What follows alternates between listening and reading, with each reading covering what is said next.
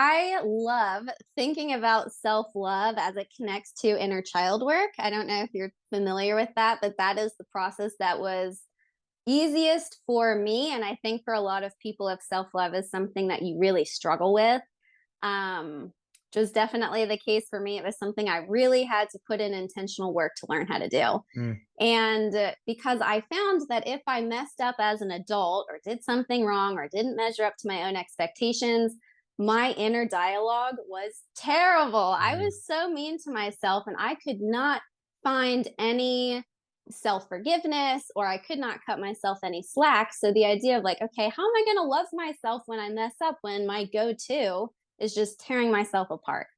And inner child work is what changed the game for me was developing this relationship with the younger version of myself that my subconscious is stemming from. So the ages of 0 through 7, um, establishing a connection with that version of myself of like what were her unmet needs that developed into me becoming the person I am today, because that is where it all mm, stemmed from.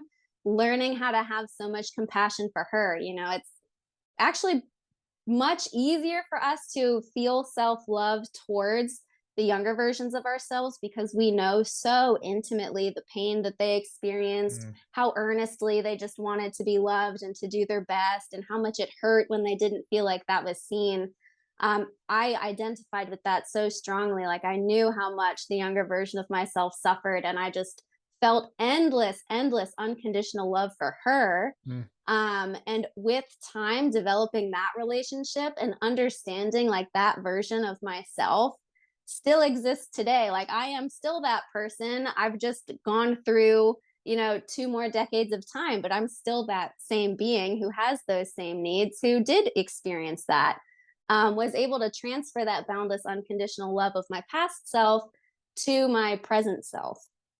And so connecting that to the judgment piece, the way that I like to look at, self honesty and taking responsibility for things, even if it's really uncomfortable, is part of the work of what it takes to reparent that younger version of myself. mm, So every time I get to take responsibility and get to take ownership, I am helping her, the younger version of myself, get what she needed, help her reconfigure what wasn't working for her to help myself elevate to be the most supportive and healthy, aligned version of myself today. So it feels really good to be able to be in that position, to be the adult that I didn't get to have back then that I really needed. mm. It definitely, yeah, it feels good to be able to hold both of those of like that relationship with the younger version of myself and then the privilege of being able to take responsibility for the things that I get to today. Yeah, that's a beautiful concept, and I mean that quite literally. Like, it's beautiful in and of itself and how you're explaining it, but like the mechanics of it, like they make sense. They make such good logical sense in how you think about it, and viewing it through that parenting relationship as a way to like create a proxy so it doesn't feel as personal, yet it's still personal enough that you can tap Hmm. into it. Almost so much so that I can imagine some people listening, possibly, or cynics thinking like when they hear self love and they hear your inner child and parenting it, I get it. I get how that could sound very like woo woo or kind of out there, but it's not. If you listen to the words, it's deeply logical. We were those people once. We need to understand what those people went through and what they experienced and how to correct some of that because we're all flawed. So it's not, it is actually deeply logical, and that's what I appreciate about much of this conversation. I will take it a little philosophical for a second because you're making me think as you're explaining that concept. The question I ask myself, I'm sure many people do often, like our consciousness, is it a gift or a curse? Because in some ways, the curse side of it, right? Those experiences we have 0 to 7, they do have such profound impact on us and kind of bury into our psyche and now impact our conscious lives throughout possibly our whole lives if we never address it. And there's so much suffering that can come from that. But the gift part is that we have the ability to do the process you just said and tap back into it and understand and feel that pain that we felt then and try and kind of nurture it in some way. And I don't have a conclusion. I don't know. I don't know if ultimately we're better off because we can be aware of these things, or if we're worse because of some of the suffering that it brings with it. Do you have a perspective on that, wherever it goes, whether it be kind of spiritual or universal or whatever? No, I love talking about this kind of stuff. Yeah, that is a great question to think about. Something I really struggle with that kind of, line of thinking, because this is a question I've, pondered a lot myself. I really struggle with, like, what is it that keeps some people in the pain cycle where they never hit their head against the wall enough times to pick it up and really consider, like, maybe I have something to do with this. Mm. There are, I'm sure everybody can think of, like, adults in their life, people older than them who have never developed their self-awareness. And I don't know what it is that some people, are able to self-reflect and take ownership, and some people just never will.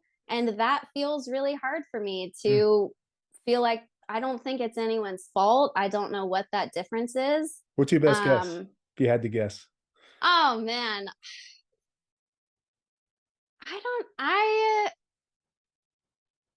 I'm really not sure. I don't know, because it's not like those people aren't suffering enough.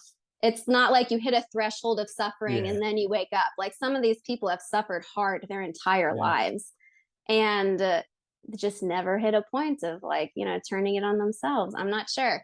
If you want to get really, really, esoteric with Let's it, do part it. of me wonders about like living like your soul's curriculum on earth is like going through multiple lifetimes, that maybe, you have to go through a couple iterations, Mm, or I don't have any idea how many iterations mm, of getting to that point. And maybe the people who do have that moment of waking up and feeling like they're able to self-reflect is, maybe you just got lucky that in this lifetime that's something you got to experience. Maybe, in past lifetimes you were that person who suffered the entire way through. um I don't know, uh, that's kind of the stuff I like to think about, and kind of where my mind goes with it, but I I mean, love it. I have no idea And if it's again, I'll true. say it again, and maybe I'm saying it as much as for my former self, because this is something that I'm still working through, that cynical side, that sense of like past lives and like, what are you talking about? But I find myself so much more and more like, we're talking about the mind and the subconscious, which is widely accepted as like science, and that's something real, and and we have no idea. Like, it's so infinite and unbelievably hard to understand, to think that somehow the explanation, that's going to fit that can't be the same thing that ties into past lives and more of a spiritual side. Like, we're in the dark on so much of this. To dismiss any of it seems foolish. I mean, obviously we should follow logic and we should try to understand it, but there's nothing you're saying right now. Is it definitely true? I don't know. Maybe it's certainly possible, but I couldn't say it's not true, right? And it's the same thing with the Hmm. aspects of the mind that we don't understand. So I think even that, just opening it up more to saying like, what do I really know? And interestingly, I think to the question we were just talking about, like why some people can't get there, I don't know either. Obviously, my best guess though, and it ties to that, is it has to do with certainty. I think people that allow certainty into their minds, and in this case, there's a belief that there's no other way for whatever reason. Like, if I do it a different way, if I self-reflect and I change this programming that I have, not that they think of it as programming, something horrific's going to happen or it's going to be worse off. And I know it. I know that's true. So I refuse to even consider entertaining it. And I think that's the danger of certainty. That's the Mm. importance of keeping that open mind to say, I don't know. I don't know for sure. So let me explore. And you could be cautious, but you could still explore. And I think certainty is has caused a lot of the suffering in the history of humankind. And for me, that's one of the big things for me. Like, that's almost a dirty word, certainty, because I think it goes against your core value somewhat of self honesty. To be honest with yourself, you have to be open to things you haven't considered yet and that you're not sure of. So to me, Mm. that's a big piece of it, and I think it ties into the work you do.